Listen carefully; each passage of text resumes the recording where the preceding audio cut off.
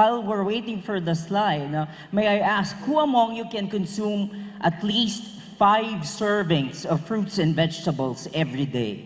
Can I have a show of hands? 5 servings of fruits and vegetables. We have a problem, right? Next slide, please. The World Health Organization recommends that we consume at least 3 servings of fruits and vegetables every day for health and well-being. And you know, the latest paper published by Lancet also recommends that we change our diet to mostly plant-based in order for us to save the planet and for human health. But are we complying to this recommendation? Next slide, please. According to the FNRI survey, we're not consuming the right amount of fruits and vegetables. Next slide, please.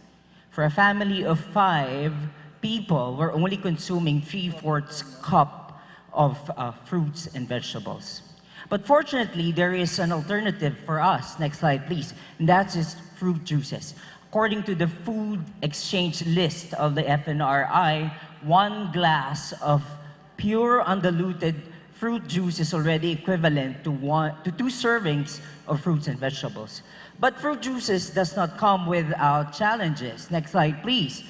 Several outbreaks of infections due to bacteria such as E. coli, Salmonella, and Listeria monocytogenes have been reported. But, next slide please. This can easily be destroyed, bago po yan, by thermal processing. But thermal processing has a limitation. The efficacy of heat against microorganisms is affected by several factors that are related to food product. Not all fruit juices will have the same compositions. Different fruit juices will have different sugars, different amounts of pulp, and therefore, next slide please, each fruit juice will have to have a unique process schedule. So if a manufacturer produces 5 different kinds of fruits and vegetable juices, the manufacturer has to establish at least 5 different types of process schedules. Next slide, please. So, of course, we can always use generic process schedules. These are process schedules that are published in literature. But if we use this, we can come up with a product that is either under-processed with a very good quality, but the safety is quite compromised, or a product that is over-processed, which is safe, but with a finished product with a quality that is not acceptable to consumers. Next slide, please. This picture we took yesterday. If you heat coconut water, it turns brown, sometimes pink or yellow. If you heat calamansi or dalandan, they turn brown as well. So, next slide, please. This limitation can be addressed by precision food processing. And according to precision food processing, you can come up with an optimum process schedule for specific food commodities by establishing equations that can predict exact process schedules for products with unique characteristics. Next slide, please. So the design of experiments, such as the central composite design of experiment, is a very useful tool that we use in establishing models. Next slide, please. But before we do modeling, we have to ask ourselves, there are a lot of organisms present in the food system. Which organism do we kill? Which organism do we base our processing against? Next slide, please. Of course, look for the strongest organism. If you kill the strongest organism, you kill all the other organisms. Next slide, please.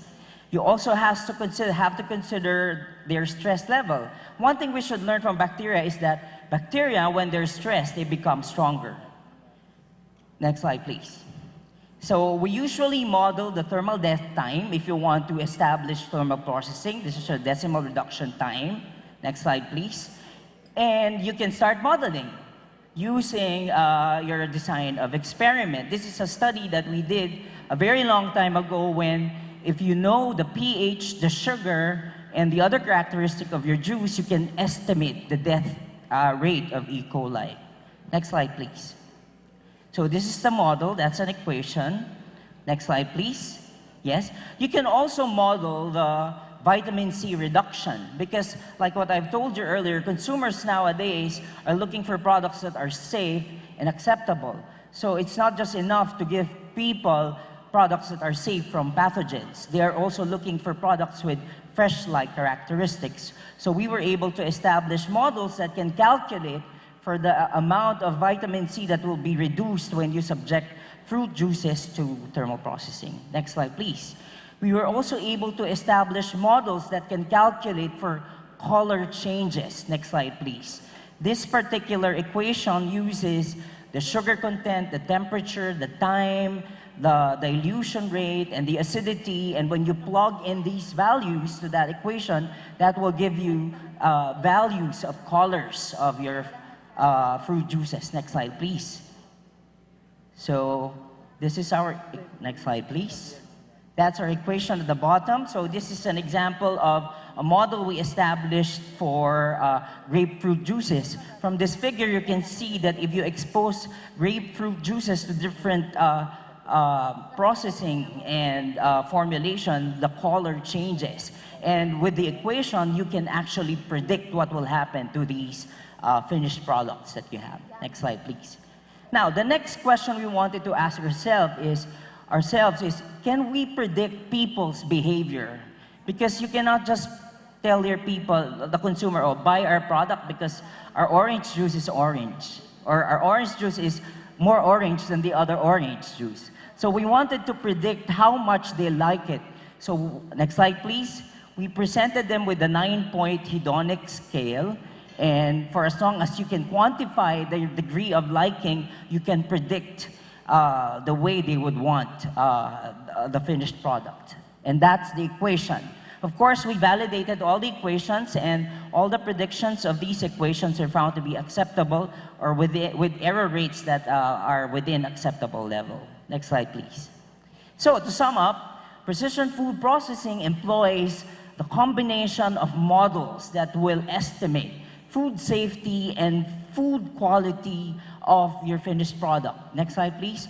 Our works are the first of their kind. No? Usually, food microbiologists are predicting how microorganisms will die, but they don't predict how quality will change.